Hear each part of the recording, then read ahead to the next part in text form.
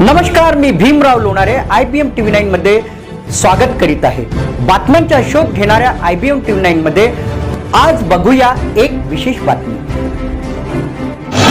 मेरा नाम कीर्ति अवळे, सुंदरा मना दिसली ना डांस लावनी का ग्रुप चलाती हूँ कि कोरोना की वजह से, लॉकडाउन की वजह से सभी आर्टिस्ट लोग घर पे हैं। 14 अप्रैल में जैसे शो होते, 15 शो 10 शो जितने भी हो जाते हैं, आर्टिस्ट लोग अपना गुजारा कर लेते हैं। नागपुर में ऐसे 600-700 ग्रुप है, लावनी के ग्रुप है, डांस के ग्रुप है, ऐसे डांस के बहुत से आर्टिस्ट हैं जो शो करके ही अपना घर चलाते हैं।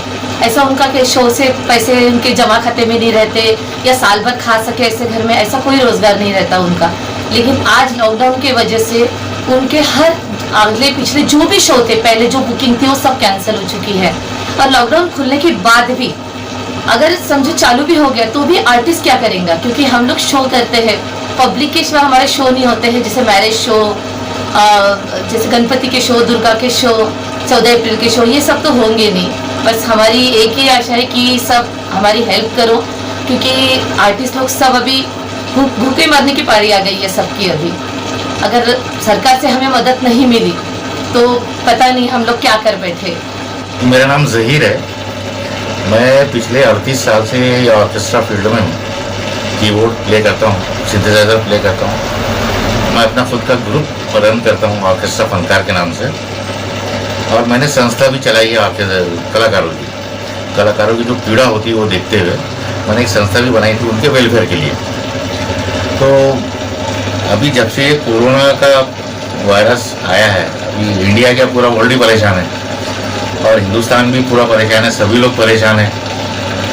साथ ही साथ हमारे जो कलाकार लोग हैं ये भी परेशान है। ये ज़्यादा इसलिए परेशान है कि ये महीने में 8 या 10 प्रोग्राम करते थे और उसका जो पैसे आए उससे वो महीने भर अपना जीवन जीते थे।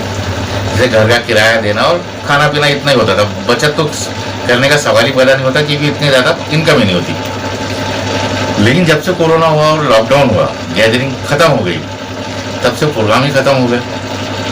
प्रोग्राम होने बंद हो गए। जो प्रोग्राम पहले से बुक थे वो भी नहीं हुए। अभी जैसे बाबा साहब की जयंती थी 14 तारीख को कल, तो ये एक सीज़न हुआ करता था कलाकारों के लिए।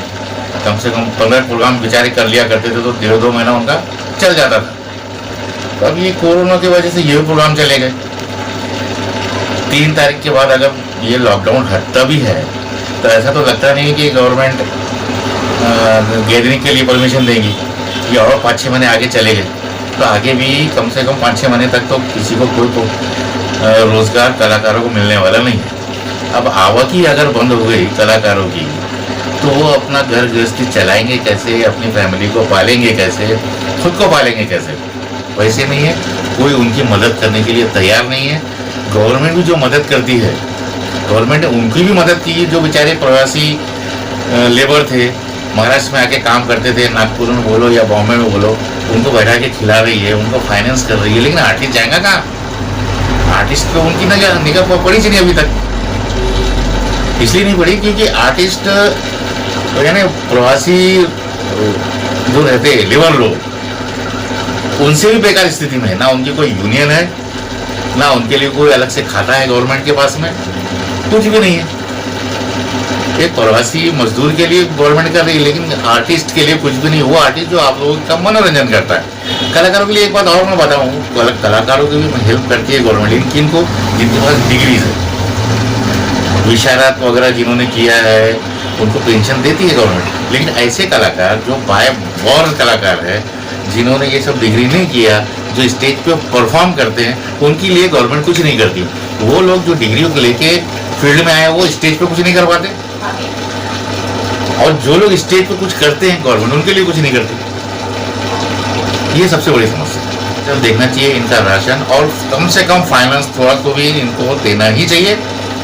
नहीं तो जैसे मैंने बताया कि आज कल एक लड़का जो गया नागपुर से, सिर्फ जवान लड़का भूख की वजह से मरा।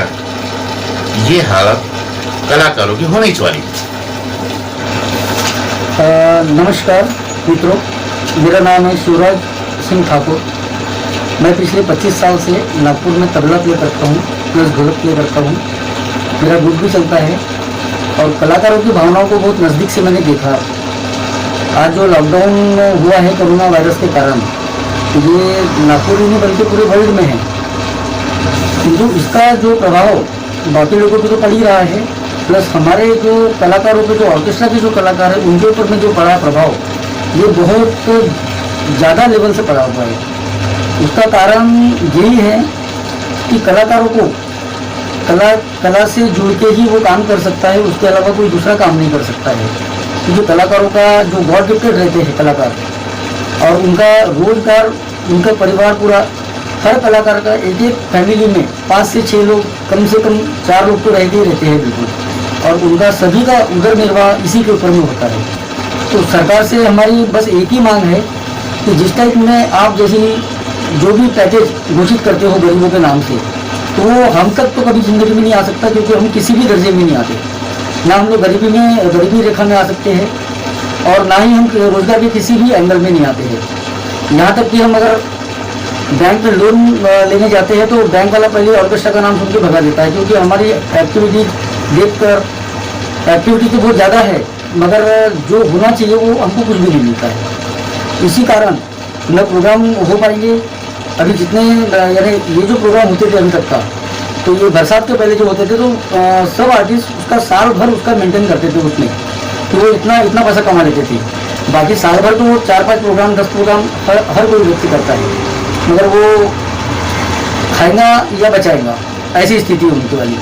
अभी आज सरकार से बस इतनी मेरी डिमांड है कि जैसे हम नागपुर में हैं वैसे विदर्भ में भी कलाकार है, महाराष्ट्र में और इंडिया में ये स्टेज लाइन से जुड़े हुए इतने कलाकार हैं कि वो सभी का मनोरंजन करते हैं और सभी को खुश करते हैं, चाहे वो शादी ब्याह हो, चाहे मिनिस्टर की पार्टी हो, चाहे होटल लाइन के प्रोग्राम हो, किसी भी एंगल से। आज होटल लाइन में भी इतने कलाकार काम करते हैं मगर होटल लाइन टोटली बंद हो रही है, तो उनको भी यानी इससे सब जूझना पड़ रहा है।